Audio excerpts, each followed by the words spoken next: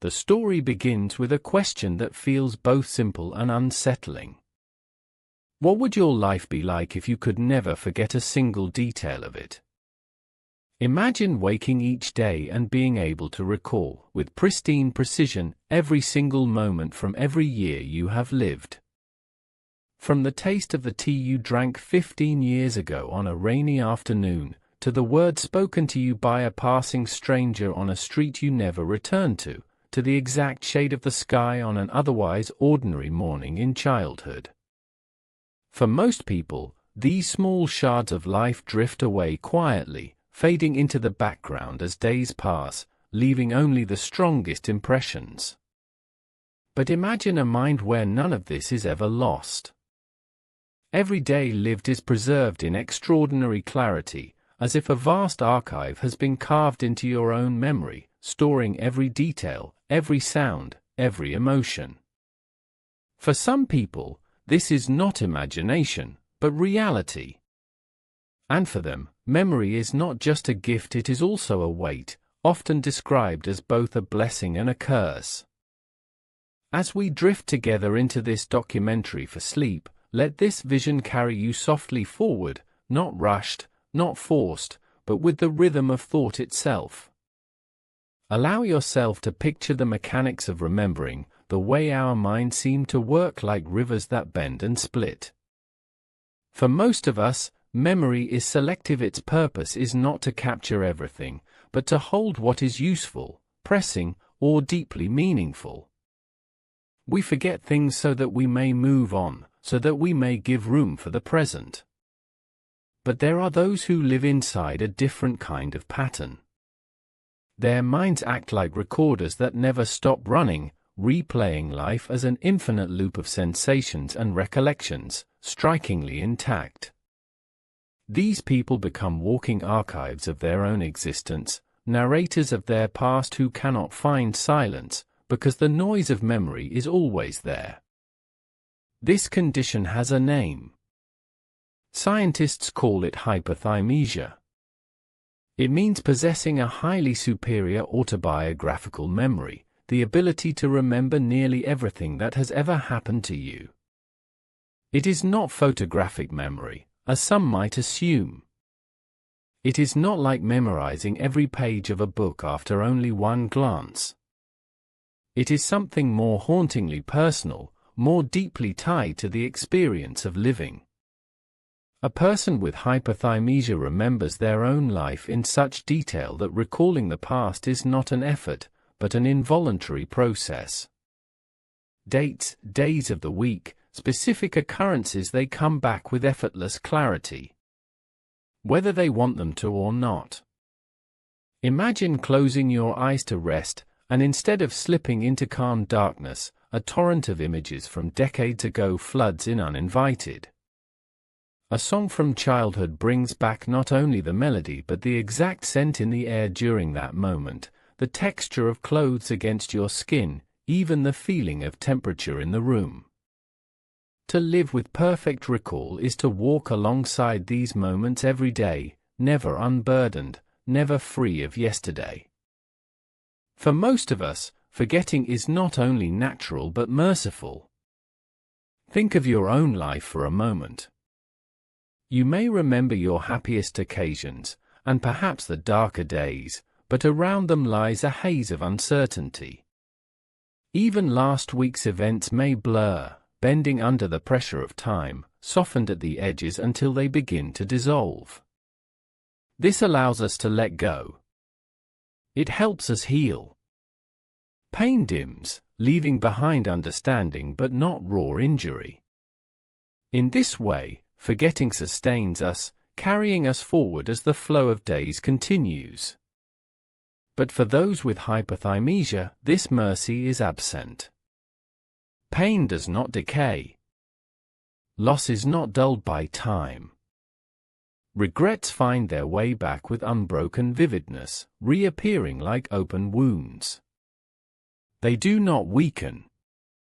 They do not soften. They remain alive. This makes hyperthymesia both wonderful and devastating. The world celebrates brilliant memory as though it were always a gift, but rarely stops to imagine how it feels when there is no distance from the past. There is beauty in being able to remember the laughter of friends on a summer evening from decades ago, to recall loved ones who are no longer here in such clarity that it feels as though they never left. Yet alongside that beauty is the relentless return of shadows. A harsh word from years before still stings exactly as it did when it was uttered. A heartbreak suffered long ago still throbs with all its original force. Time does not move forward. It circles back again and again, as every date on the calendar unlocks another stream of stored experience. For the few who live this life, each ordinary day carries the voices of countless former days. The present is never alone. It is crowded with memory. As you are listening now, perhaps preparing to drift into the soft embrace of sleep, imagine listening not just to these words, but to a lifetime of words you have ever spoken, ever heard, all at once. Try for a moment to imagine not forgetting any conversation, not losing any phrase, holding on to them like threads tangled endlessly together. There is no silence, because even silence remembers itself. To live with perfect memory, paradoxically, is to live without peace. Yet even in this heaviness, there is fascination. The human brain is a mystery, and hyperthymesia offers a glimpse into its extraordinary potential. Neurologists and psychologists study these individuals carefully, hoping to peel away the layers of how memory works. How can the brain store such an immense archive without overloading? How are events catalogued with such binding permanence? And perhaps most mysterious of all, why do only some people carry this rare condition while others forget and fade as the years roll by? These questions remain open, hovering at the edge of what science can explain. And in that mystery lies a quiet kind of wonder. The mind is vast. The mechanisms of memory are still not fully known. And so to meet someone who remembers everything is not merely to meet a person. It is to meet the deeper possibilities of human nature itself. Memory, after all, shapes us. It builds the story we think of as ourselves. Each recollection, whether sharp or blurred, bends the personality we live with daily. Without memory, identity begins to scatter. With too much memory, identity begins to overflow. Balanced between remembering and forgetting, we exist in a fragile middle ground. We forget so that we may dream new things. We remember so that we may remain anchored. And in this delicate balance, life unfolds. But if the balance falls away, what then? What becomes of joy when it cannot stand apart from sorrow? What becomes of healing when it is never given time to soften? What becomes of a person who is forced to hold the weight of every day, endlessly? Close your eyes tonight, and reflect upon the lessons this rare phenomenon carries. Consider how precious the mercy of forgetting truly is. Think about how the haze of memory is not weakness but protection, screening us from all that would otherwise overwhelm us. If you could see every detail of the past in flawless clarity, you might have no space for quiet. You might never be able to surrender to the stillness of sleep. The very act of falling asleep depends on letting go of thoughts, of tensions, of daily events and moving towards emptiness, towards the vast gentle unknown. Those with perfect recall are robbed, in some ways, of this path into ease. Their nights are more crowded than we can imagine. And yet there is also grace. To hear these stories, to witness the lives of people who remember everything, is to realize how strange and fragile human experience is. To realize that forgetting is not always loss, but freedom. To realize that what makes life worth living is not knowing everything, but being able to let go of what was, in order to discover what can still be. Tonight, as you listen, perhaps memory will loosen its hold. Perhaps the rhythm of your breath will rise and fall. Perhaps simplicity will return. Let memory fade while you drift. And in this slow unfolding, recognize that sometimes forgetting is the only reason we are able to rest. Memory has always been one of the deepest mysteries of human life. We live inside it every day without ever truly questioning what it means. When you wake up in your bedroom, you know who you are, you know where you are, and you know that this morning belongs to the string of mornings that came before. This certainty, this simple sense of continuity, is the quiet gift memory gives us. Yet to think of memory only as an orderly collection of facts is to underestimate it completely. It is not only about recalling a phone number, or remembering the name of a neighbor, or holding on to an anniversary date. It is far more fluid, more tangled, more powerful than that. Memory is not mechanical, memory is emotional. It shapes the story of our lives in ways we do not always see, guiding how we feel, how we act, even how we love and grieve.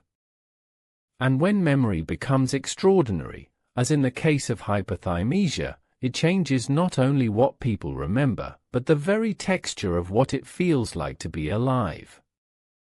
Try to picture the human brain for a moment. Within its folds and valleys, connections spark endlessly. As you listen to these words, tiny signals leap from one cell to another, carrying fragments of thought across the extraordinary network inside your head. Each experience you have ever lived has left a trace here, in this biological landscape of memory. When someone laughs, when someone cries, when you walk through a forest or sip a glass of water, there is a mark left behind. For most of us, only some of those marks remain strong. The others weaken, fade, and sometimes disappear altogether. But for a very small number of people, this process behaves differently. Nothing fades the way it should. Nothing dissolves into haze. Instead, the past stands intact, waiting to be summoned not with effort but with immediate clarity. Ask them what happened on a Wednesday in March, 20 years ago, and they will tell you. Not abstractly, but vividly. And they will feel it. They will feel the emotions of that day as though no time has passed. They may even describe it as reliving rather than remembering. This ability has fascinated scientists for decades. Early documented cases were so astonishing that some researchers doubted their truth. They thought perhaps the subjects were rehearsing memories privately, studying old diaries, or playing tricks at performance. But further studies revealed something that could not be dismissed. The recall was automatic. Dates were summoned as if their minds were calendars with pages that never turned yellow with time. Events aligned perfectly with historical records. The people who carried hyperthymesia did not study. They simply remembered.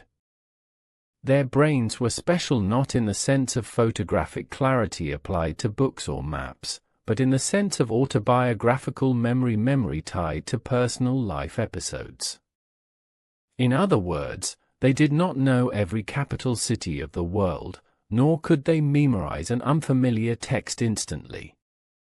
What they knew, what they could not help knowing, was their own life, down to its most trivial and most intimate details. When this truth became undeniable, researchers turned to neuroscience. Brain scans showed intriguing differences.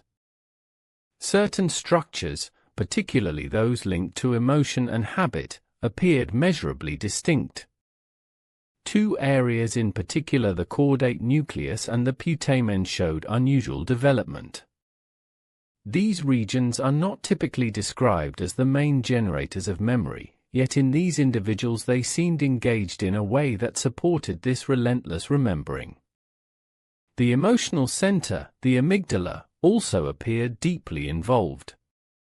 Perhaps, scientists reasoned, strong emotional tagging was what allowed each memory to stay so sharp and present.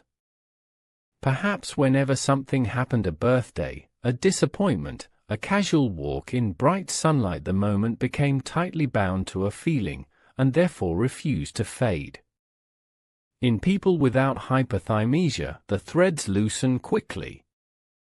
But in those with it, the threads held fast. Now consider the reality of living inside such a brain. At first it sounds miraculous. Imagine never forgetting where you placed an important document, always knowing whether you locked the door, recalling every promise with perfect clarity. Life would feel dependable, grounded. You would never lose track of your personal story. Yet this is not how those who live with hyperthymesia describe their lives. Most say the burden outweighs the convenience. They can recall fights with friends or lovers in such pristine detail that reconciliation becomes harder. They can relive heartbreak with all the pain intact, as though the wound were just inflicted yesterday. For them, forgiveness is painful not because they do not wish to forgive, but because forgetting is impossible. When you remember an offense perfectly, complete with the voice, the expression, the atmosphere, it repeats itself again and again in your mind. It plays not like a faded echo but like a live performance. This repetition makes moving forward difficult, no matter how much willpower is summoned. And then there is the question of time. For most people, time floats forward like a current. The past seems smaller, while the present stretches wide. But for those with extraordinary memory, time is flattened. Past, present, and future seem to press together, layered but all visible at once. A random sound, a phrase, the smell of a certain soap, these can throw them straight into a day from years ago, not gently but abruptly, as if the border between then and now were a thin veil easily torn. Living like this can be exhausting. The brain is not designed to carry multiple decades at once with equal weight. The human spirit needs to release. But for them, the release does not come. It is not surprising, then, that many of these individuals describe restlessness. Night is especially difficult.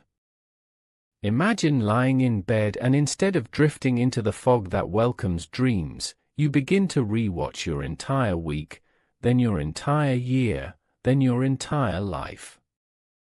Small things ignite great chains of memory. One remembered conversation fans into dozens, until the quiet is filled with voices that belong to the past. In this way, hyperthymesia begins to reveal itself as not simply ability, but as an endless noise. Sleep offers no silence, because memory refuses to mute itself. And yet, even here, there is something profoundly human and tender. To hear someone with this kind of memory speak about their loved ones is often moving.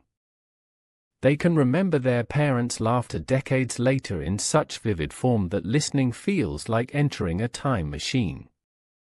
They can recall the way a sibling's footfall sounded on the stairs, or the way a friend tilted their head when thinking. They preserve these fragments as though they were kept in perfect glass, untouched by dust or fading. And while this beauty is wrapped in difficulty, it nonetheless reminds us of the immense value of memory when it is intact. We forget our own blessings so often. We forget even the voices of those we have loved, until sometimes only a photograph or an old tape can revive them. But those with hyperthymesia carry them alive every single day. The people they love never fully leave. They exist, experimentally eternal, within recall. Scientists have tried to test how such memory works by giving lists of random numbers, sequences, historical questions. But these individuals often perform no better than average on such tasks. Their gifts are not in arbitrary facts, but in the lived record of existence. And this makes them different from people with trained memory techniques. There are performers who can memorize the order of thousands of playing cards or recite long passages after deliberate rehearsal. But this is not the same phenomenon. Hyperthymesia is not deliberate. It cannot be trained or taught. It is compulsive, involuntary, automatic. These differences reveal that memory is not a single thing, but many things, braided together in our minds in ways scientists are still struggling to categorize. What we call memory is really a universe of processes layered together, with autobiographical memory, our life story, functioning as its deepest foundation. Listen closely now to your own sense of recall. Think of yesterday. You may remember a few details, the conversations, what you ate, perhaps what the weather was like. Think of 2 weeks ago. Think harder. The details become fuzzier, don't they? The sharp outlines are lost. Now think of 2 years ago. What did you do on that date? You probably cannot answer, unless it happened to be linked to a striking event. This fuzziness feels natural. It is how the normal mind organizes life. Now imagine that fuzziness never arriving. Imagine being able to say, instantly, without calculation, that on a particular Friday years ago you had oatmeal for breakfast, wore a blue sweater, had an argument with a friend, and caught a cold later in the evening. Not because you wrote it down, but because the memory itself remains as firm as stone. That is what hyperthymesia feels like, every day, every year, endlessly. As researchers keep studying, one essential point remains clear. Hyperthymesia is extremely rare. Only a handful of documented cases exist worldwide, each bringing with it the same perplexing reality. Scientists want to know why. Why them? Why not others? Genetics, brain structure, childhood environment, all are considered, none provide the complete answer. It remains a frontier, a place where science meets mystery. Perhaps one day we will know. Or perhaps memory, like consciousness itself, will remain partly unknowable. A secret of life that whispers but does not reveal. For the rest of us, listening to these stories can change how we see our own minds. Instead of frustration at forgetting, perhaps we may feel gratitude. Forgetting can be kindness. Forgetting allows wounds to soften and vanish. It allows us to grow older without bearing every scratch of time. It gives us space. It gives us silence. It allows us to close our eyes and rest, unburdened by the constant flood of everything we have ever seen or heard. In the end, perhaps balance matters most. Too much forgetting erases who we are. Too much remembering traps us in who we were. Between them lies the delicate, imperfect, but necessary way we live. And so, as the night deepens and your breath slows, imagine yourself drifting away, not because memory is crowding your mind, but because it is fading into distance. Let the fragments of today dissolve into mist. Let the voices from earlier hours scatter like echoes. Let this calm narration fold over you like a blanket, not pressing, not insisting, only guiding gently. Just as you are not recalling yesterday with absolute perfection, you are also free to release this very moment. Hyperthymesia teaches us what it would be like to hold on to everything. But perhaps the greater gift is to understand that we do not need to. We are allowed to forget. We are allowed to rest. There is a peculiar paradox at the heart of memory. We tend to think of remembering as survival, the secret that allows us to learn, to avoid danger, to build knowledge upon knowledge. Without memory, we could not grow. Without memory, we would stumble again and again into the same mistakes. We would live our days as if they were all the first day, stripped of accumulated wisdom, stripped of meaning. Yet survival does not demand perfection. Evolution did not give us flawless recall. Instead, we were given something more adaptive. We were given the ability to soften edges, to compress. This incompleteness of memory is not a flaw, but a gift that allows us to keep pace with the river of time. It makes space for imagination, space for sleep, space to breathe. And because forgetting is so deeply woven into us, when we encounter those who cannot forget, the imagination stirs. What would it be to live inside such a mind?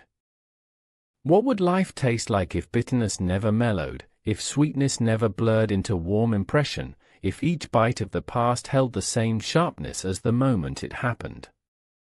To grasp this, imagine meeting an old friend. For most people, reunions come with nostalgia. Faded memories are patched by photographs, stories, laughter, and only fragments are recalled. But imagine if, upon seeing that face, every moment you ever shared with that person came rushing back with full sensory presence, the timbre of their voice 15 years ago, the color of the shoes they wore on a morning when nothing special was happening, the exact temperature of the air when you sat together in silence. You would feel overwhelmed, pulled not just into the moment of reunion, but into an avalanche of every previous encounter, stacked and alive. The result would not be nostalgia. It would be flooding. Those who live with hyperthymesia describe this flooding often. Triggered by small cues, a smell, a song, a date on the calendar, they tumble into a full-body re-experiencing of past events. Unlike fantasy or daydream, memory for them is not controllable. It arrives. It demands attention. Some even report that the past disrupts the present so completely that holding focus on daily life is exhausting. They know their condition is rare. They know most others forget. And they walk a strange line between wonder and burden, curiosity and exhaustion. Scientists, too, feel this tension when they meet them. Imagine sitting across from a person who can tell you what happened on a completely ordinary day 35 years ago, aligning details with uncanny accuracy.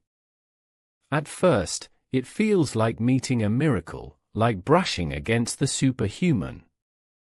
But if you listen longer, you begin to hear the fatigue in their voices. They confess that time never softens. They confess that grief becomes unending, because every year, anniversaries drag the full pain of a loss back into the body as though it were fresh. One woman described being unable to escape memories of an argument with her mother, replayed again and again for decades, petty on its surface but heavy as years of repetition wore on. Another man admitted he could not stop reliving traumatic moments, trapped in their loops so completely that they defined his worldview. To know everything about your past is not, in fact, always to be free. What changes, then, when you reflect on this? Perhaps it teaches us that ordinary memory with its gaps, its fading, its inconsistencies is gentler than we realize. Perhaps it warns us that clarity is not always the highest form of knowledge. After all, memory is not only about holding on to detail. Memory is also about shaping meaning. When details blur, story remains. And story is often enough. When you recall childhood, you may not remember every breakfast, but you remember safety, or longing, or joy. These broader shapes give life coherence. They give you the sense of having lived, not as a chained recorder of moments, but as a weaving mind that can distill experience into essence. Neuroscience cannot yet answer all the questions. The structures of the hyperthymetic brain remain under investigation. Early scans suggest unusual densities of white matter tracts, possibly allowing greater connections between autobiographical centers. Behavioral patterns suggest compulsive rehearsal, not of deliberate notes, but of spontaneous recollection memories circling again and again, until they lay down deep grooves that never wear away. This repetition may anchor the memories so firmly that erasure is impossible. If so, then those who live with hyperthymesia may be prisoners of their own neural processes, carried by circuits they cannot control. But beyond the mechanics lies the human dimension. Imagine being unable to escape your own life story. Not metaphorically, but literally. No distraction is complete. No closure fully seals. The mind is crowded with a company of former selves, the child self, the adolescent self, the wounded self, the joyful self. Each remains as alive as the one breathing in the present moment. The self becomes less of a singular thread and more of a crowded auditorium, where every past version refuses to leave the stage. In this crowd, peace is elusive. And yet again, one can see rare beauty blooming amidst the burden. When people with hyperthymesia describe music, they describe it not only as sound but as a portal. When a melody begins, they step back instantly to every time in their life they ever heard that same melody. Tears can come at once, triggered by the layering of those temporal echoes. A love song is not one memory but a cascade of memories, stacked over decades, harmonizing and overwhelming. To them, even the most common tune carries layers of geologic depth. This explains why many of them are drawn so deeply to art and music. Memory becomes experience amplified through time, bringing extra intensity, both joyous and sorrowful. It is in these reflections that we understand why hyperthymesia is spoken of as both gift and curse. When people imagine superhuman abilities, they rarely consider the cost. The world portrays perfect memory as a dream. In reality, as testimonies show, perfect memory can chain a person to their own past. Without the relief of forgetting, the heart can break every day anew. Forgiveness stays incomplete. Change feels thin. But from another angle, this same weight becomes depth. Those who remember everything carry not only pain, but also tenderness so enduring it moves others to awe. They embody the complexity of what it means to be human creatures balanced between remembering and forgetting, vulnerable in both directions. So as you listen now, allow yourself to reflect on your own relationship with memory. What have you let go of, perhaps without even noticing? Think of something you once knew in exquisite detail but can no longer summon. Maybe a phone number you once dialed daily, now vanished. Maybe the smile of a distant classmate, blurred around the edges until you cannot quite place it. These absences may feel like loss, but they are also space gained, burdens released. They allow you room to imagine. To wonder. To sleep peacefully without your past clinging to you like shadow. Consider also the role memory plays in connection. When we love someone, we cherish certain moments. We keep anniversaries, we keep birthdays, we honor milestones. But the countless small moments, the way light fell on their shoulders one afternoon, or the words exchanged casually in kitchens, often fade. We do not choose for them to fade, but they do. And maybe this is not cruelty. Maybe this is love itself reshaping into energy. When a memory fades, often the emotion remains. We do not hold the picture intact, but we hold the warmth. That warmth gives us peace. It frees us of the jagged details that would otherwise overwhelm. Those with hyperthymesia do not receive this peace. They hold detail over warmth, sharpness over impression. Their love therefore becomes relentless and fierce, but also searing. It is the love of someone who cannot put a photograph back into its box. It stays in their hands, always. In this contrast, ask yourself which world you would choose. A world where nothing is lost, but nothing is softened. Or a world where loss itself becomes the fertile soil of healing. In one, the edges never dull. In the other, they do, but perhaps that dulling is what allows you to keep walking forward. Would you prefer, in grief, to keep the lost one so present, so intact, that you could never feel their absence lessen, never find calm in their memory? Or would you prefer to forget the exact shade of their laugh, only to carry the sense of their love still resting in your heart? There is no simple answer. Both have their power. Both have their pain. As the night deepens and your body lies still, let these thoughts sink like water through soil. Consider the forgotten moments as hidden seeds. They go somewhere.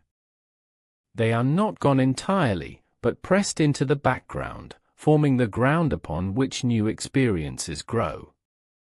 Too much memory is like a field with no room for planting, already overfull, crowded, choking.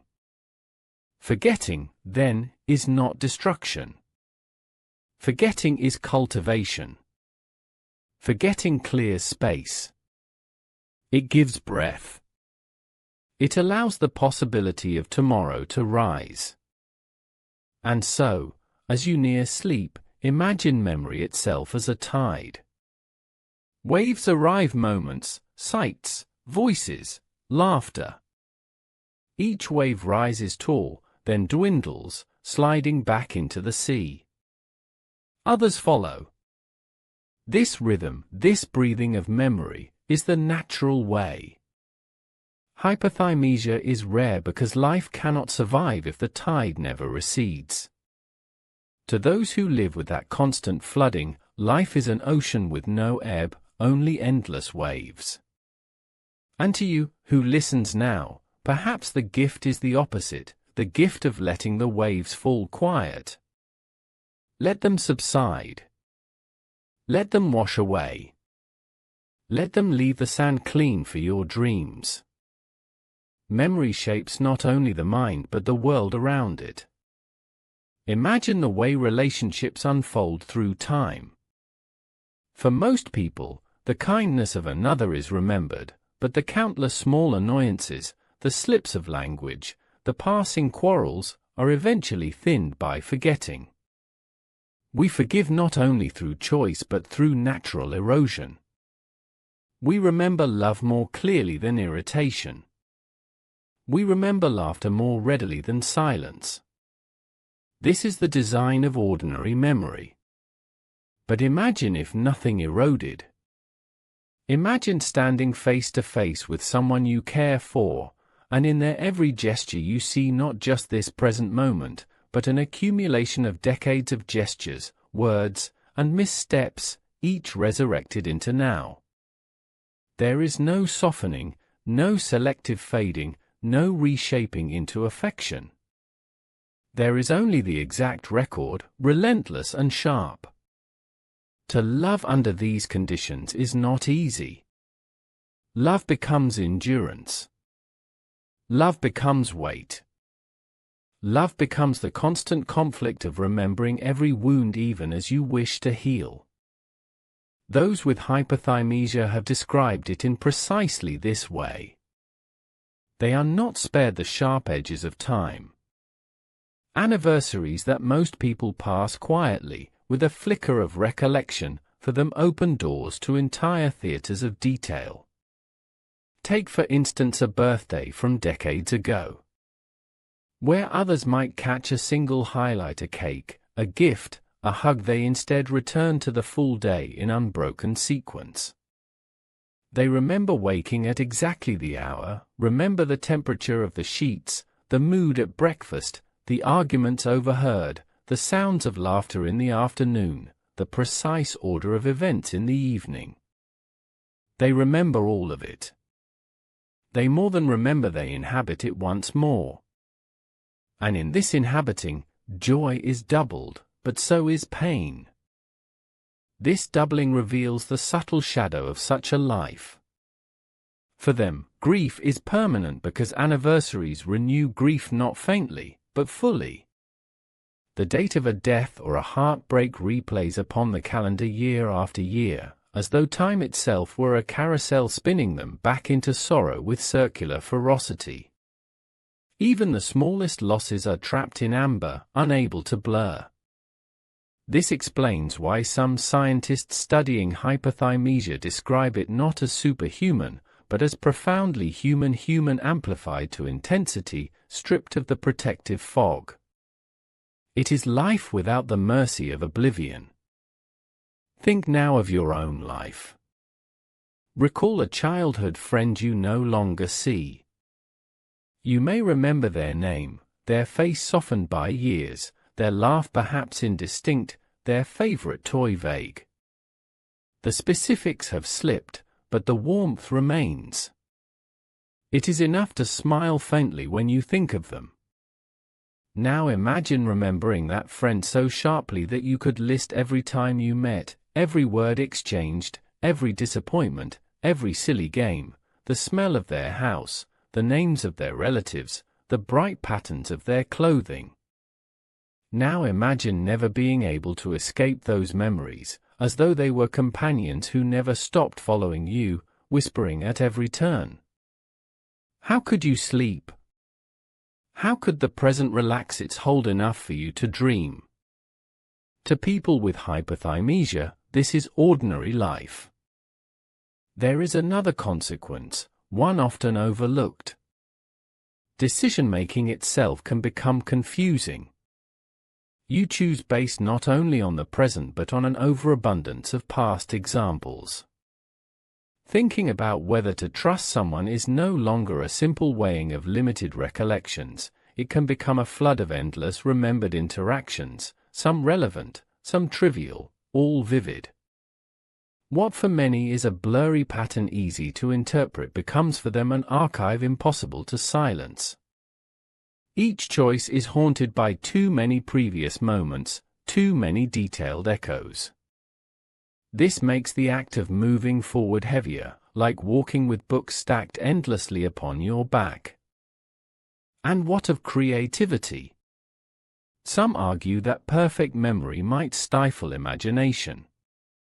Sometimes forgetting is what allows for invention, because invention is memory blurred, symbols transformed, impressions repainted in new forms. To blend ideas we must loosen them first. To make art, we must allow forgetting to reshape fragments into fresh patterns. Those burdened with hyperthymesia find it difficult to loosen detail. Everything holds rigid edges. Their art may then lean toward exact portrayal rather than abstraction. Not always, but often. For them, creativity is challenged by rigidity. It becomes rehearsal rather than wandering. Yet at the same time, this limitless recall offers unique beauty. Their writing can glow with the richness of precise observation. Their recollections can paint moments with astonishing vividness.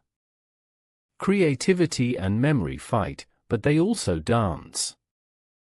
The science around these lives is still young.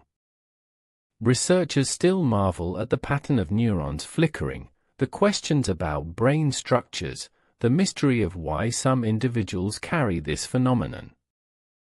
Theories about obsessive tendencies exist, suggesting these memories are rehearsed unintentionally, like habits cemented in the mind.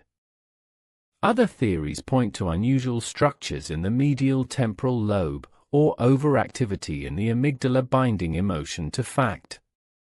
None of it is complete. It remains partly unknown, floating, awaiting clarity. And perhaps it will never be fully solved, for memory itself is a mystery tangled too deeply into consciousness. But in listening to these stories, what matters is not only the science. It is the humanity. You can sense it when someone recalls not just what they wore 40 years ago, but how their heart felt as they walked into a room, nervous and young. You can sense it when they describe their parent's voice in exact timbre and cadence, as though the parent were still alive, as though the air between you were vibrating with past sound. These are not sterile memories. They are living presences. And to carry them is to carry ghosts that never fade. To some, this feels like blessing. To others, it feels like shadow. Yet you, lying still, listening now, may feel something else. You may feel gratitude that your own mind lets go. You may see that forgetting allows cleansing. Without it, life would accumulate until unbearable. Without it, you would be trapped in endless replay. Forgetting is what allows you to surrender to sleep, to dissolve into dream, to rise refreshed into morning. Even as we long to remember more, perhaps we ought also to long to forget in measure.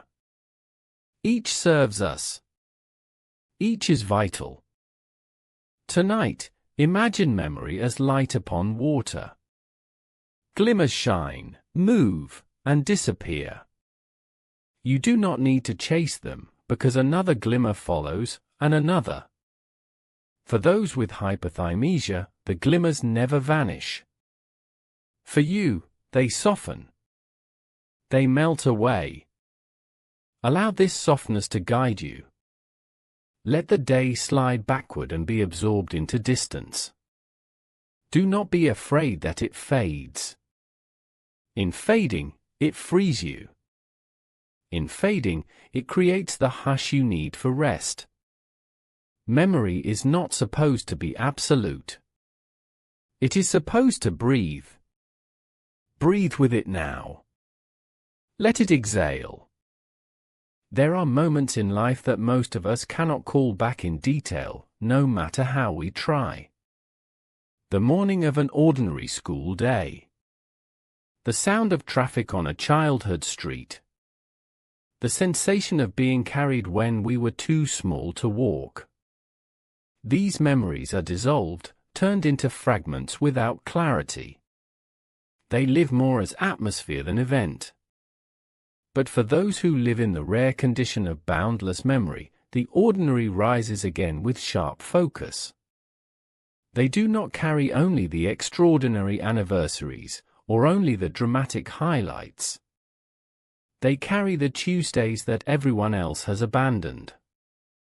They carry the dinners no one else recalls, the idle conversations, the failures and frustrations that the rest of us allow to vanish. In this sense, their lives are not only remembered, they are never finished. Every day continues, every event remains fresh, every echo lingers in the present. When someone asks them to recall a date, they do not hesitate.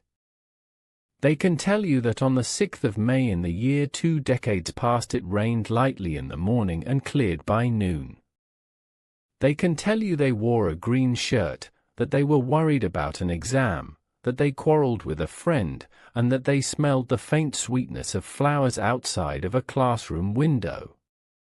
They can tell you these details, not in summary but in precision, often aligning with weather records and external facts available to researchers.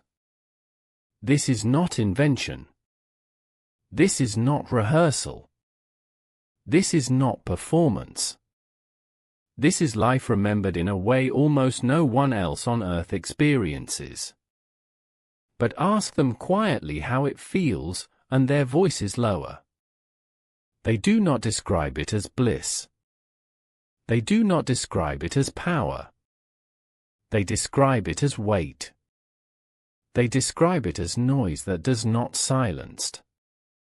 Some confess that joy can sadden them, because they relive it knowing it will never return.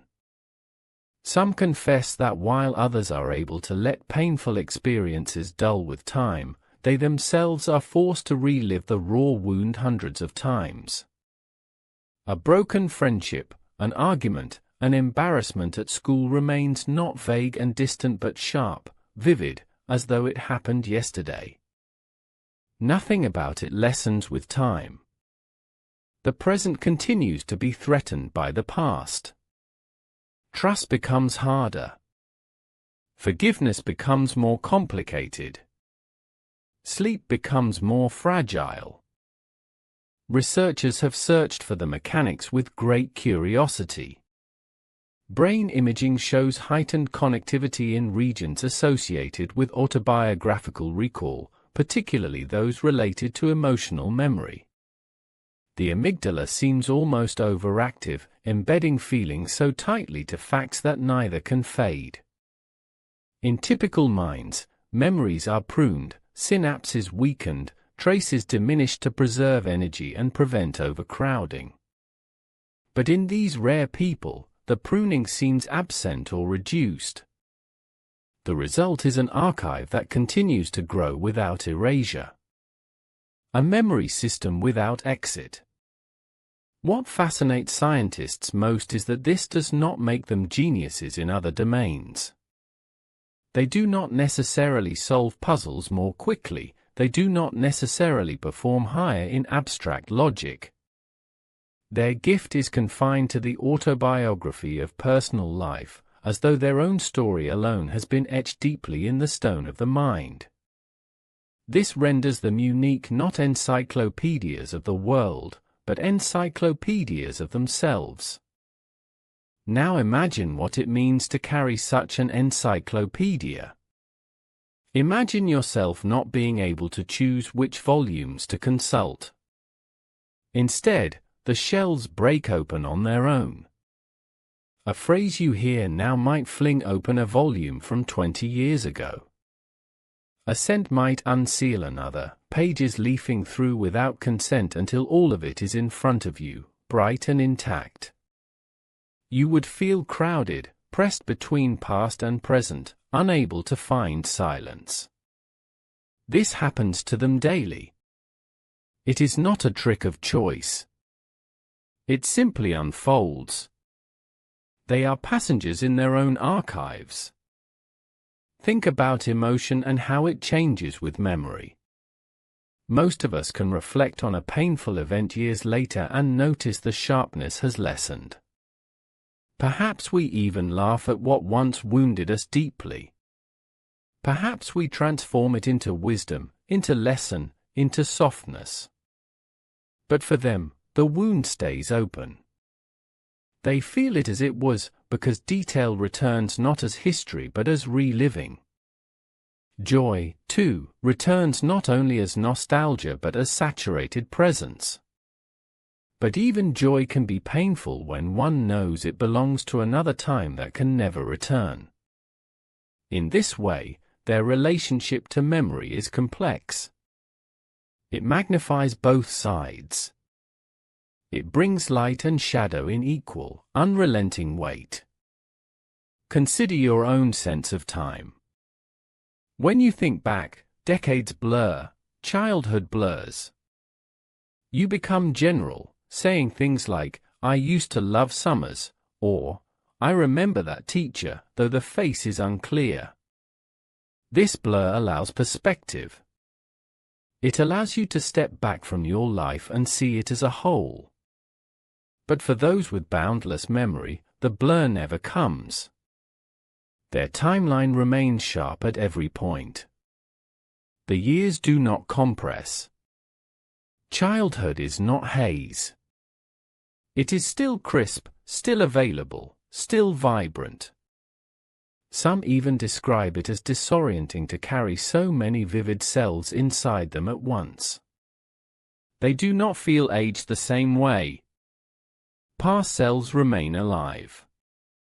Identity stretches across decades without diminishing presence.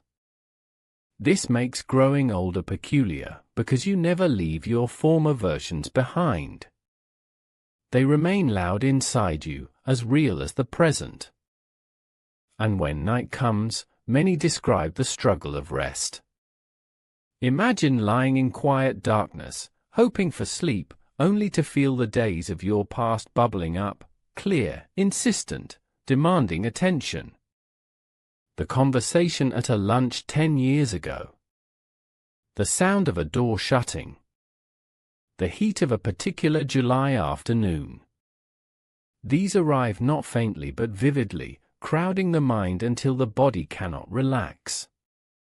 For them, this is ordinary night time. No wonder that insomnia, restlessness, and fatigue are common companions in their lives. What is remarkable, however, is how they adapt.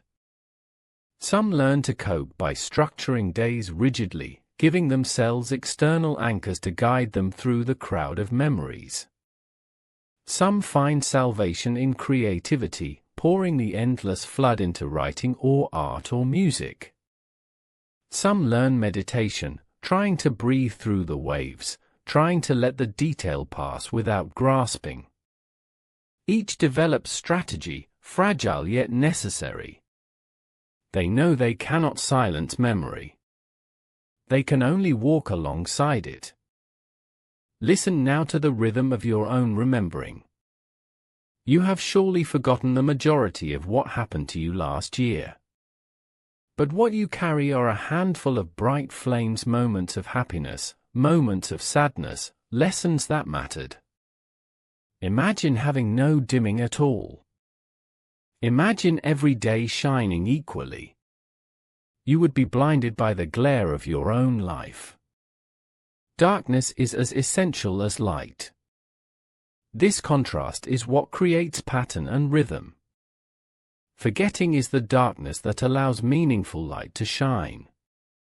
Perhaps then, the lesson is not simply to envy those with great memory, but also to honor our own forgetfulness. Forgetting is not failure. Forgetting is balance. Forgetting is nature's way to preserve us. Without it, we cannot yield. Without it, we cannot sleep. Without it, we cannot forgive. This realization comes only when meeting the rare ones who carry the opposite burden. In listening to their voices, we discover gratitude for our own. So as the sound of this narration continues, as the night holds you in quiet, consider memory as a river. It carries fragments forward, but it also lets fragments sink. Some rest at the bottom, never to rise again. Some sparkle at the surface, catching your gaze. In this way, your days remain livable. For those without forgetting, the river floods all banks, dragging every stone forward forever. It never subsides. Remember this difference now as you breathe more slowly, as you let go. Your forgetting is not a weakness. It is your peace. And in this peace, you may rest. There are certain truths about human life that remain hidden until we listen to those who live differently. Memory, for most of us, is imperfect in a way we rarely even notice. We forget what we ate 2 weeks ago, and we do not mourn its disappearance. We forget the exact steps we took on an ordinary day, and feel no loss. We forget minor disappointments, misspoken words, wasted hours. And in forgetting them, we are free. The freedom is so natural, so unquestioned, that it never seems like a gift until you imagine its absence. Only when you meet someone who cannot forget does the quiet mercy of oblivion become vivid. For those caught in perpetual remembering, daily life has no easy erasure. Each day, even when past, insists on replaying itself. When they wake in the morning, it is not simply their body that rises, but 1,000 mornings that once were. They might see the light through today's window and feel themselves also in another bed, 20 years ago, the same sunlight pouring. They might sip their coffee and in the taste also encounter the coffee sipped in another place, at another age, with another companion whose presence is now gone. There is no separation. The present rides on the back of the past, and it is impossible to silence the echoes. In this way, the experience of time itself changes. Time is not linear. It is layered. All layers remain intact. All layers insist on being felt. And as strange as it sounds, this condition does not necessarily bring intellectual mastery of all things. Individuals with hyperthymesia are not always more successful in memory competitions. They are not all prodigies at learning languages or solving puzzles. Their memory is not photographic over all subjects, it is autobiographical, tethered to the events of their own lives. And in this tethered quality lies both its intimacy and its burden. They remember themselves relentlessly. They are bound not by the world's facts, but by their own past. They carry themselves in weighty detail, unable ever to lay themselves down. Scientists sought analogies. Perhaps their brains rehearse memories the way obsessive hands rehearse motion. Perhaps their synapses replay personal experiences without consent, and the repetition alone engraves permanence. Perhaps unusual enlargements in specific brain structures are at work, regions that in most of us soften with time, but in them reinforce, again and again. The caudate nucleus, the temporal lobes, the connections of the limbic system, all these regions show unusual patterns in those studied. But the final explanation is not yet here. Still they stand as mysteries, as rare examples at the edge of neurology. Beyond laboratories, however, their lives unfold in ordinary spaces. They walk streets, they speak with neighbors, they attend to their families. Yet beneath the surface of every conversation is a hidden flood. When someone laughs with them casually, it may remind them of the 50 previous times that exact sound of laughter arose, each context flooding back richly. When someone scolds them, however mildly, every scolding they have ever received may return with raw precision. To navigate life under such conditions requires strength invisible to onlookers. Most would never know the battle beneath a calm face, the torrent of recollections arriving without invitation. The beauty of this extraordinary recall is easy to romanticize. Imagine remembering the smell of your grandmother's kitchen on a particular morning, the exact way the light landed against her curtain, the taste of her cooking preserved forever sharp. Imagine remembering a vacation not only in photographs but in full color, sound, emotion, atmosphere, exactly as it was. Imagine recalling precisely the first time you met someone important to you, every heartbeat intact. It sounds like a dream. But the darker detail is that you would also remember the arguments that hurt you, the betrayals that broke you, the pain that others have let fade. you would not be able to move on. The sharper the blessing, the sharper the pain. One cannot exaggerate how heavy this pain becomes over years. Most of us lose the sharpness of grief within months. We still feel the ache, but it dulls, allowing us to rise into tomorrow. In them, each grief remains jagged. A phrase of music, a page of calendar, an evening breeze may snap them suddenly back into the raw wound. Tears rise as if no time has passed. This is why some describe it less as memory and more as reliving. The difference is small in description but immense in feeling. Reliving is not remembering, it is returning. They return daily to dozens of past doors. Some open easily into joy, but others open unavoidably into pain. Think of how you forgive.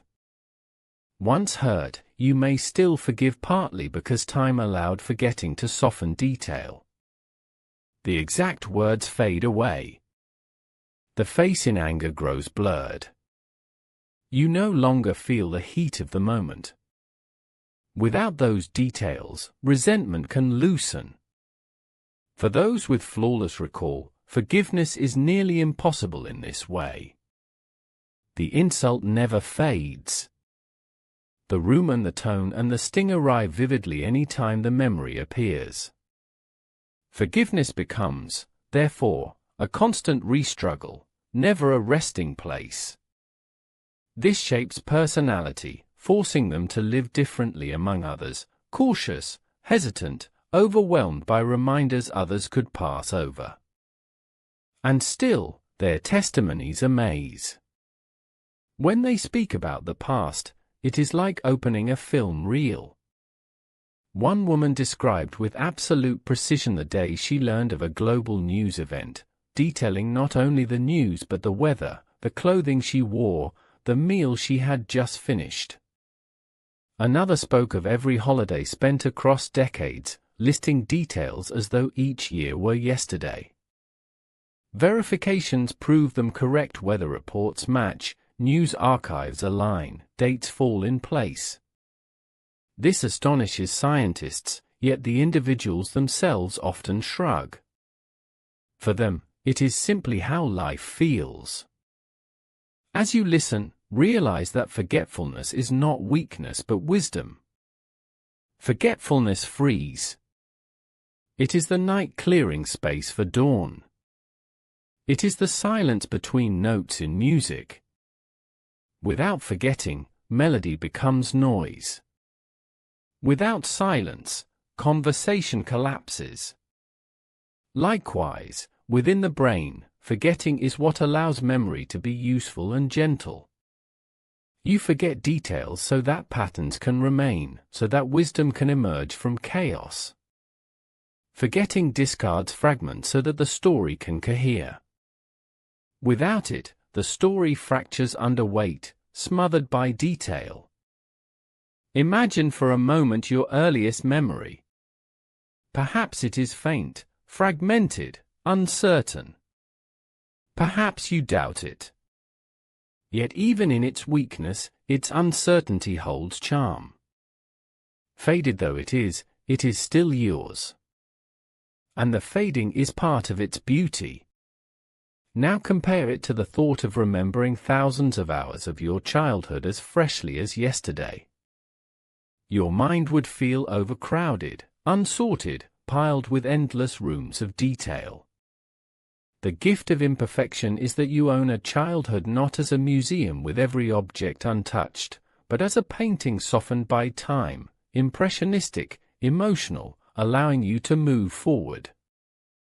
The truth grows clearer as we think longer. Forgetting is mercy. Remembering is weight. Balance lies between them. Too much forgetting, and life loses thread. Too much remembering, and life loses breath. We hover in the middle, with minds that fade what should fade and hold what must be held. In this fragile middle, we find room for love, growth, imagination, and sleep. Now, as you lie still, let this lesson sink into the body. Do not resist forgetting. Let today slowly fade before it fully closes. Let memories dissolve like mist on water. Trust that what matters will remain. Trust that what does not matter will fall away. Feel gratitude that not every detail is demanded of you. Feel gratitude that quiet is possible. For those locked in unstoppable remembrance, such release is rare. For you, it can arrive gently if you let it. Let your breathing deepen. Each exhale is forgetting. Each inhale is remembrance. You are balanced between both, sustained by both. Your mind now has permission to drift. The floodgates need not open. The details of the day can dissolve behind you. The river can settle. The tide can recede. What remains is silence, dark and vast, the true space from which rest is born. The mind is both vast and fragile, and nowhere is this seen more clearly than in the way we remember. We like to think of memory as a personal library, carefully ordered and available when we decide to reach for a book, when we choose to recall. But the truth is far more unruly. Memory is scattered, layered, shifting like sand under water. What we call recollection is a reconstruction, fragile and malleable, often changing each time we revisit it. And because of this, memory deceives. We are not always remembering the event itself, but rather the memory of the event. This chain of impressions is normal. It allows us to remain flexible, to reinterpret, to soften, to attach new meanings to old experiences. Yet those who live with relentless memory, with hyperthymesia, live outside this gentleness. They do not reconstruct. They replay. They do not bend a memory anew. They relive it as though nothing aged. And because of this, they cannot escape their past selves. While others can revise their story, shift its emphasis, reshape its meaning, those with perfect recall are locked into exactness. The taste remains the same, no matter how many times it comes back. The wound remains unhealed because it is raw each time it returns. It is not softened by the washing of time. It pisses just as fresh as the day it was made. Think of how many mistakes you have quietly let slip away. The foolish things said in adolescence, the moments of shame that once made you blush scarlet but now cause only passing embarrassment if they come to mind at all. We bury these mistakes with laughter, we tell stories about them in softened tones, or we forget them altogether. For most people, time acts as a forgiving veil. But for those whose memories refuse to dim, those moments continue to shine with all their sting intact. A memory of being humiliated in school, or rejected by a friend, or failing in an exam can still crush them with the same intensity decades later. Life's natural balm is absent. Time heals nothing. This makes the human bond difficult. How do you forgive another when every slight returns in full force? How do you recover trust when mistrust remains precisely clear at every recall? Most people manage trust because their memory allows edges to blur. Yes, there was anger, yes, there was pain, but the details have been lost, and in their place is an impression of healing. But for those who cannot forget, there is no impression without detail, and the detail keeps the wound open. Relationships with them are made heavy by history never fading. Friendship and partnership can be double-edged, carried at once by the clarity of joyful moments but also by the chronic return of each wound. Science has noticed that within this condition lies a peculiar tie between memory and emotion. Most of us may forget what we ate for dinner last week. But those with this unusual memory can recall it, and the recall is not neutral, it is emotional.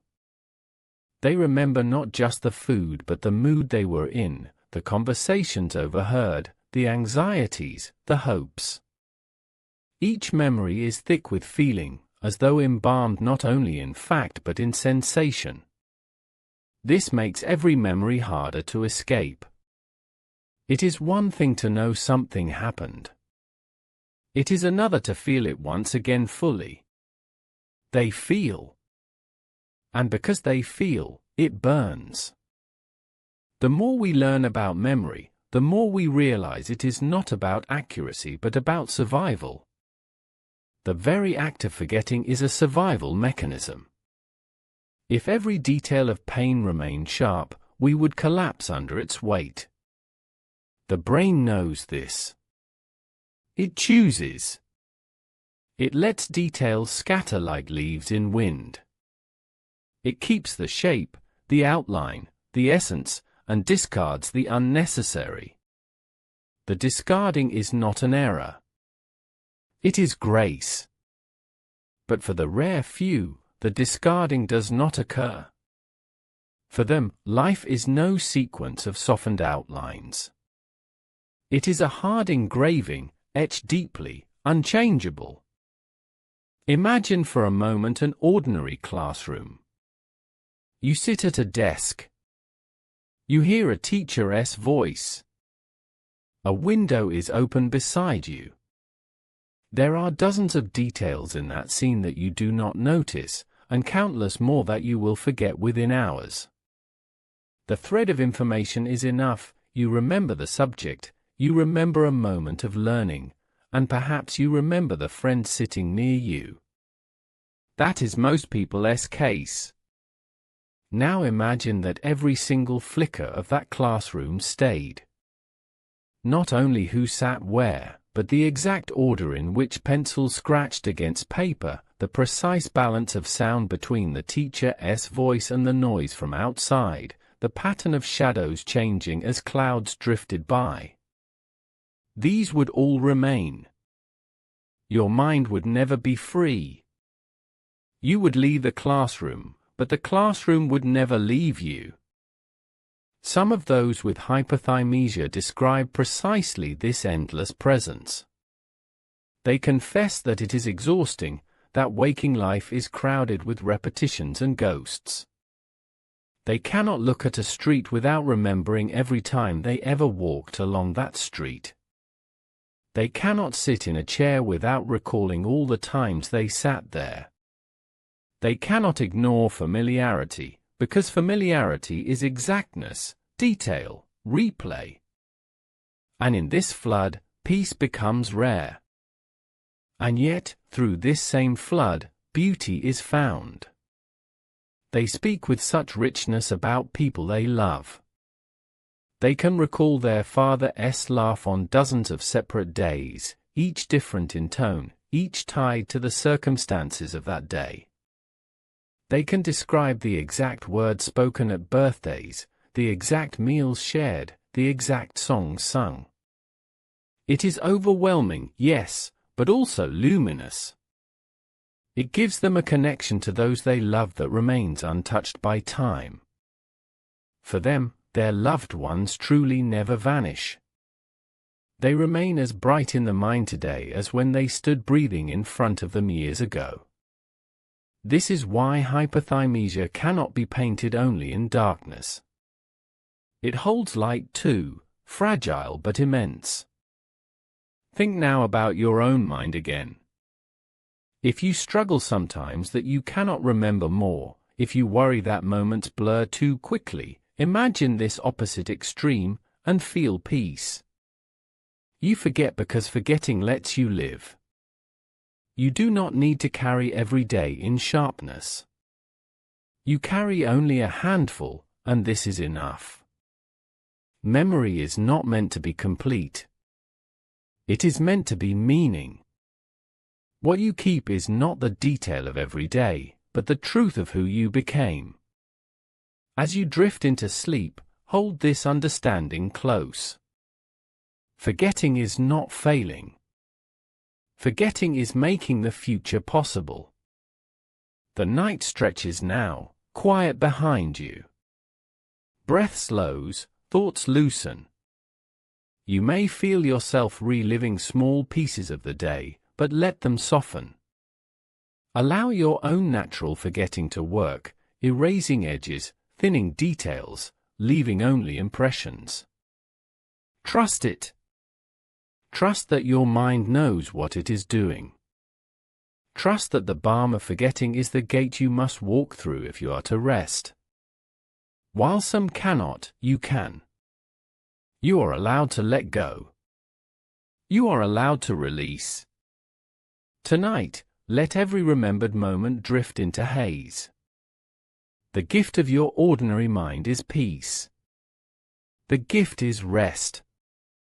To live a life where nothing is ever lost is to stand in a constant storm of remembrance. It is easy to think of memory as light, as clarity, but imagine that too much light can also blind. We imagine ourselves blessed if we were capable of total recall, but consider how exhausting it would be if instead of drifting gently on the surface of time, you were pulled, over and over, into the undertow of every moment you had ever lived. Picture yourself standing by a lake on a still evening. The surface is calm, reflecting the sky. When you drop a stone, ripples spread, then slowly vanish, restoring the water-esque calm. This is like ordinary memory. Events create ripples, they move outward, but in time, they subside.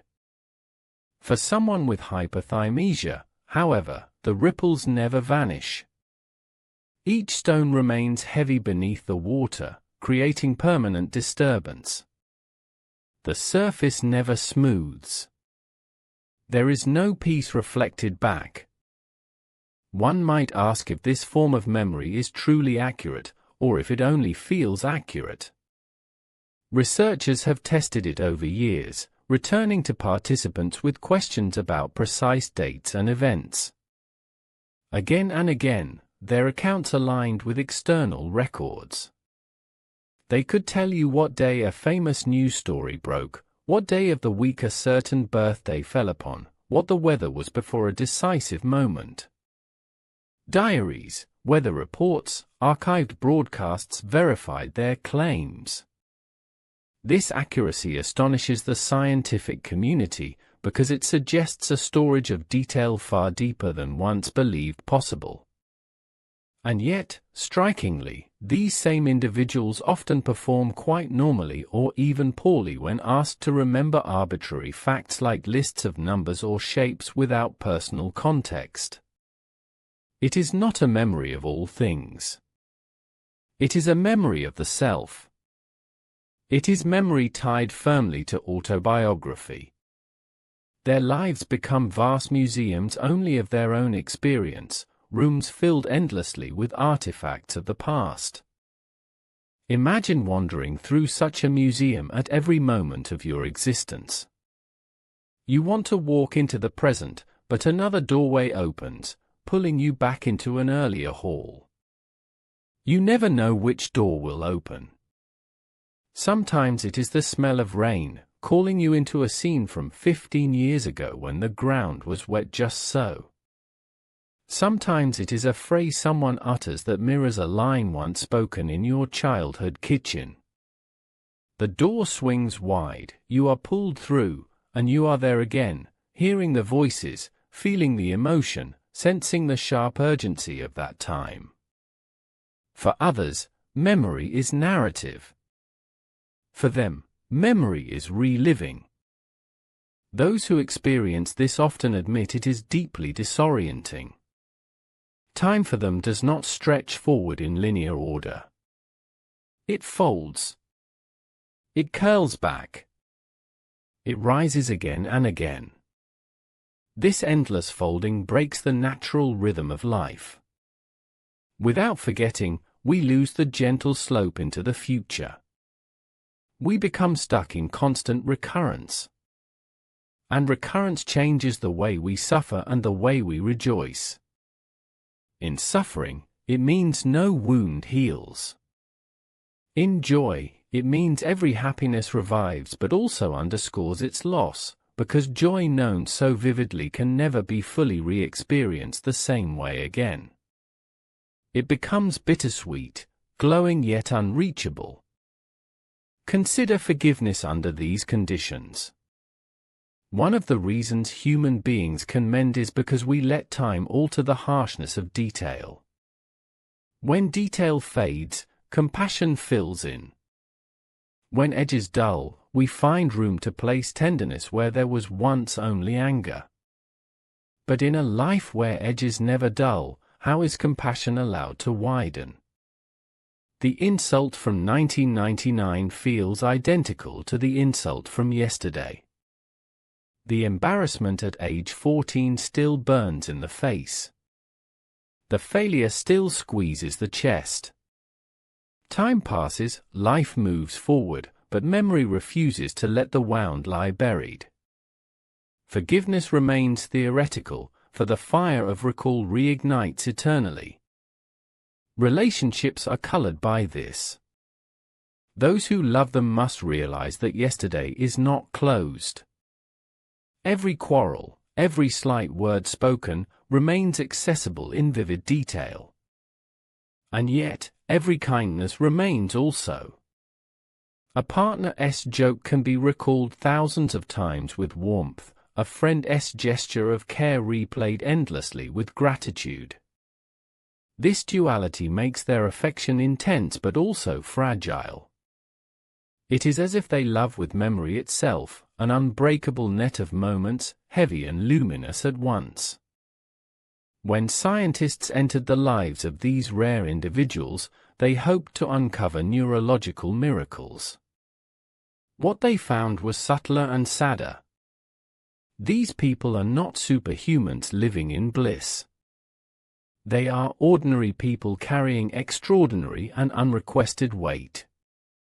Their brains, though unusual in measurable ways, still ache, still tire, still long for peace. They experience anxiety and insomnia more than the general population.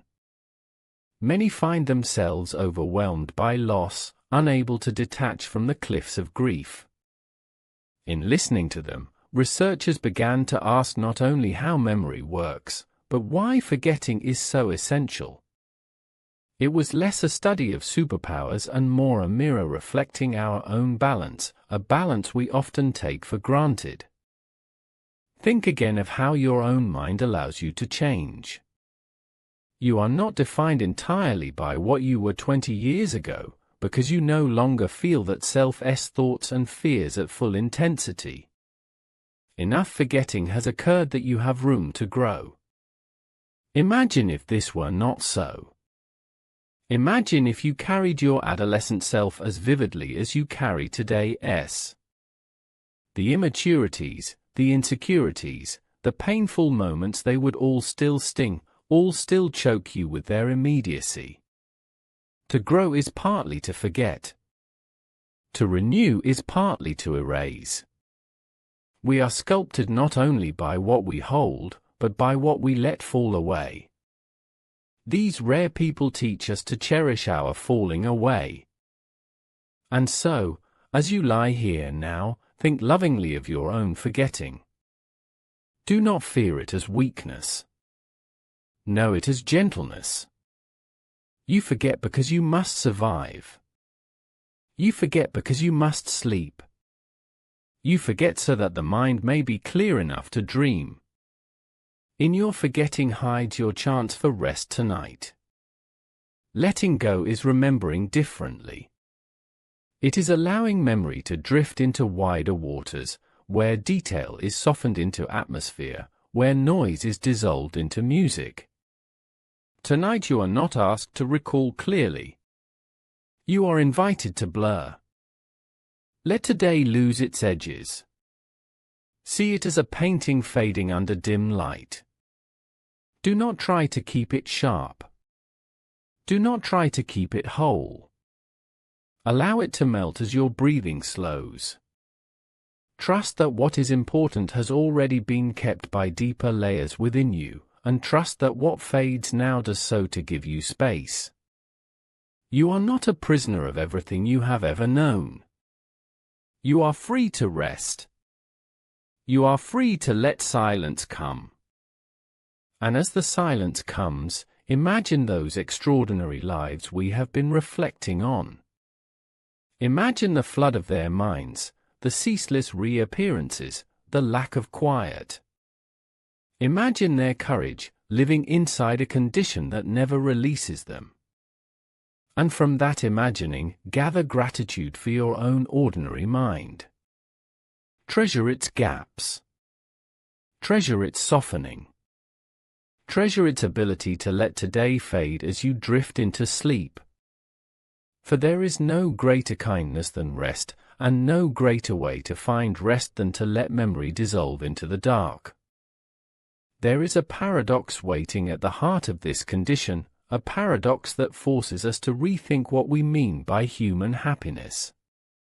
At first glance, we would assume that remembering everything is the highest achievement of the mind, the ultimate safeguard against loss. But the more deeply we reflect, the more clearly we see that it is not the act of remembering that gives us peace, but the art of forgetting. To be human is not simply to carry memory faithfully, but to lose enough of it to keep going forward. Without this balance, life becomes saturated, every drop of experience still pressing at the surface, no space to breathe, no space to rest. Everyday life demands forgetting. Consider an ordinary walk through a city street.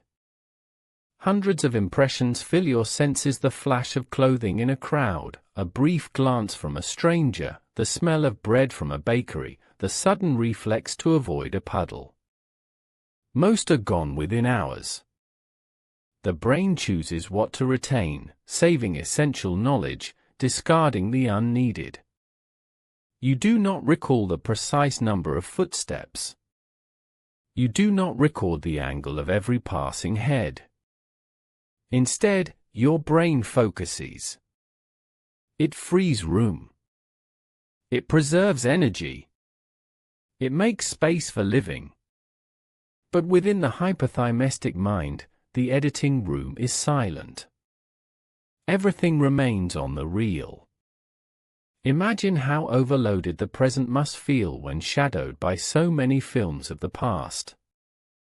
This overload shapes how people with such memory describe their days. They speak of the present as constantly interrupted. While listening to a friend, they are thrown back into another memory of a similar conversation years ago. While sitting at dinner, they are awash with recollections of every dinner taken on that date across decades. Ordinary tasks become threaded with intrusive flashbacks.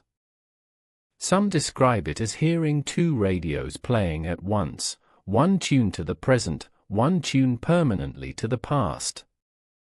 You cannot shut either off. The noise continues. It drains. And yet, despite the hardship, they carry an aura of mystery. To sit with one of them is to feel that you are speaking to someone touched by something alien yet deeply human.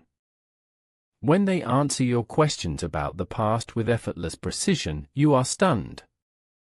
You sense you are standing near the edges of the possible, looking into a hidden capacity of the brain.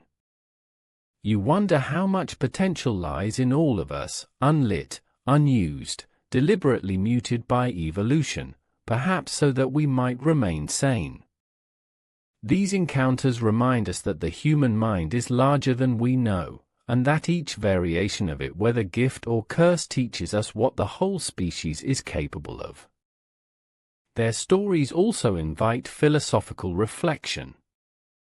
What is the meaning of memory if not to create identity?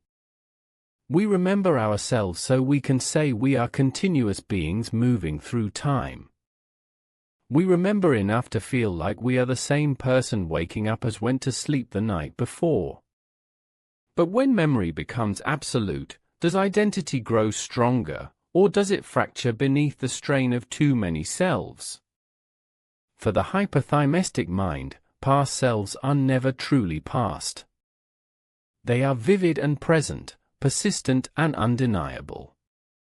The child, the adolescent, the young adult, they still live inside consciousness, not as shadows but as living rooms you can walk back into any time.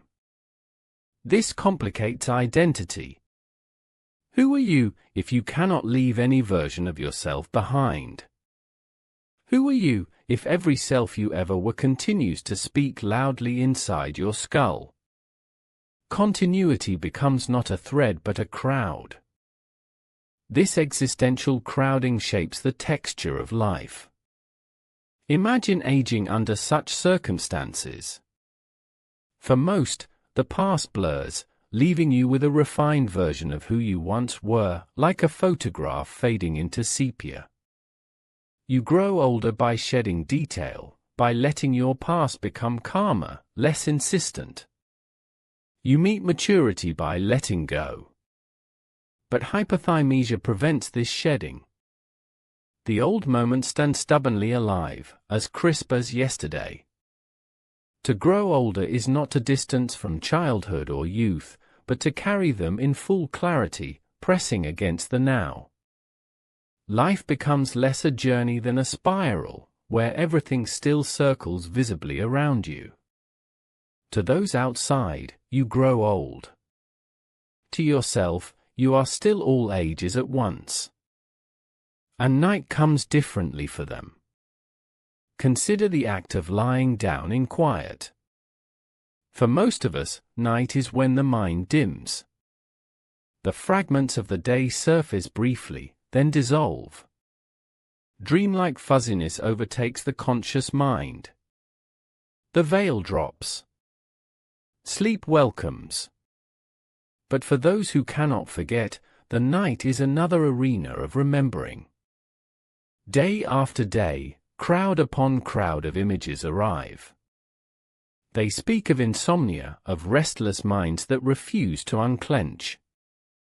Sometimes they even fear sleep itself, because dreams are invaded by the richness of past consciousness, dragging them backward into long reels of uninvited recollection. For them, silence is rare.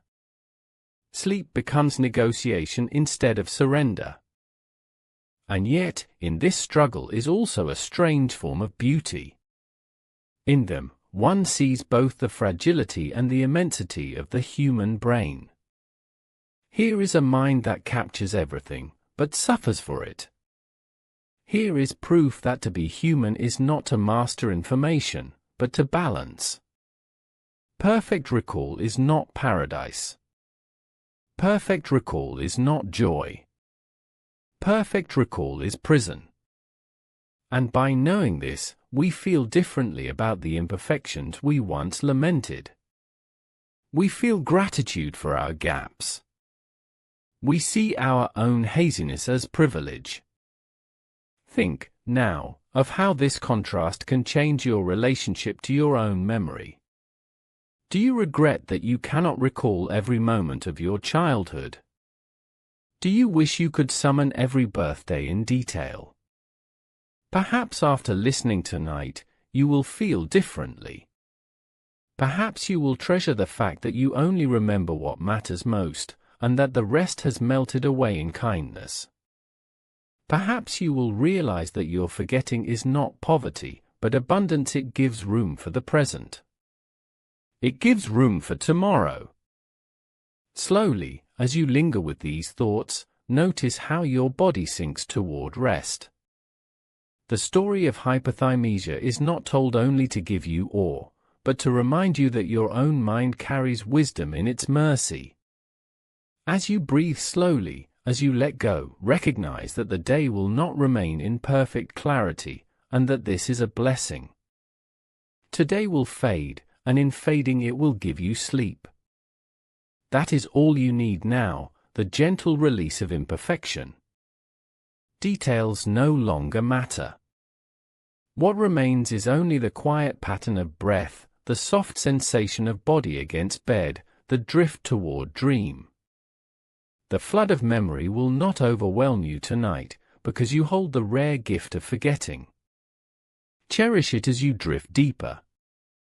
There comes a moment, when thinking about memory and all its burdened gifts, that one must pause and recognize the strangeness of our condition.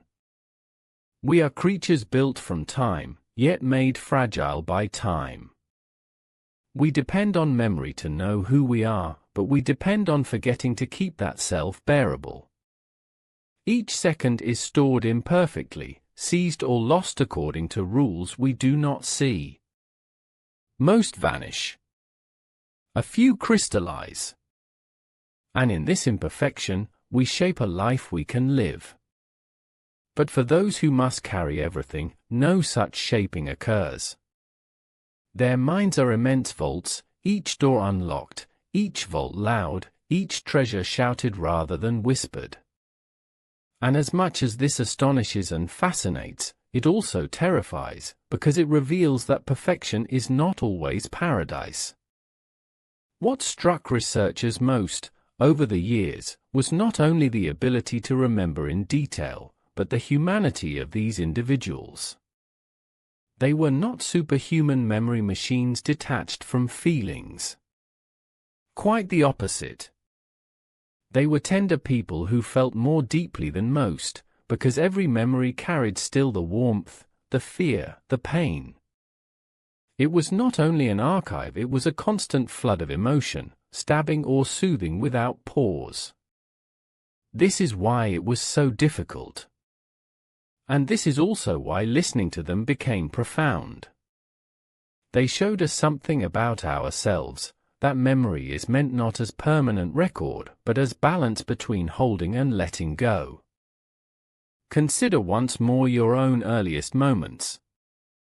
Imagine the details you do not recall: the clothes you wore when you were 4, the exact food you ate for breakfast on the 7th of June when you were 9. These are gone, perhaps forever. And yet, here you are. They were necessary once, but their absence now is no wound. That absence gave you space to become other things, to carry less weight. Now imagine if all of them were still sharp, if you could not release any. You would still be 4, and 9, and 15, all led loudly inside you. Your growth would feel more like endless echo than forward movement. This is the prison of the hyperthymestic mind, and the lesson it gives us is simple: to grow is to forget, just as much as it is to remember. We often worship memory in our culture. We speak of remembrance as virtue, of never forgetting as loyalty. Yet too rarely do we honor forgetting as grace. Forgetting allows us to forgive those we love. Forgetting allows us to reduce the sting of failure. Forgetting allows us to rest. What is sleep, if not the nightly rehearsal of forgetting consciousness letting detail scatter into dream, body softening into renewal? Without forgetting, there is no true sleep. Without forgetting, there is no lasting healing. And so, perhaps, the lives of those who cannot forget exist almost as guardians of knowledge. They remind us, painfully and beautifully, of what life would be without our ordinary mercy. They teach us through their struggle that imperfection sustains us. That haziness is not flaw, but vital design. And though they suffer noise, though they are restless in ways we cannot quite imagine, still they shine as case studies of the immensity of the mind. Listening to them humbles us. Listening to them changes the way we view our own silences. If you lie awake now, with scattered thoughts, worried that your brain will not release them, take comfort. You are built with the natural ability to let them slip away. Even as you fret, forgetting is already arriving. Tomorrow, you will not carry every breath of today. Tomorrow, you will carry its meaning, not its weight. That is your gift, the mercy of the ordinary. Those without it, those who drown in unforgotten tides, show us why it matters that we forget. Think of the balance once more. A memory without forgetting is flood, forgetting without memory is void. We walk the narrow bridge between flood and void. And only on that bridge does life become survivable. It is because of forgetting that you can wake tomorrow not collapsed beneath thousands of grinding details. It is because of memory that you can say, I am me, continuous and whole. Both sides together complete the human spirit. Let yourself imagine memory now as gentle light filtering through leaves. Some beams touch you, some beams pass, most slip quietly away. You are not meant to be blinded by all of them. You are meant to be warmed by only a few. Let your day pass behind you. Let only warmth remain. Let the sting dissolve. Let the flood recede. You are not condemned to live every past second at once. You are free to sleep. You are free to dream. And tonight, as we close this long journey together, remember not the details of every word you have heard, but the calm they have carried. Let the science slip softly into haze. Let the philosophy blur into atmosphere.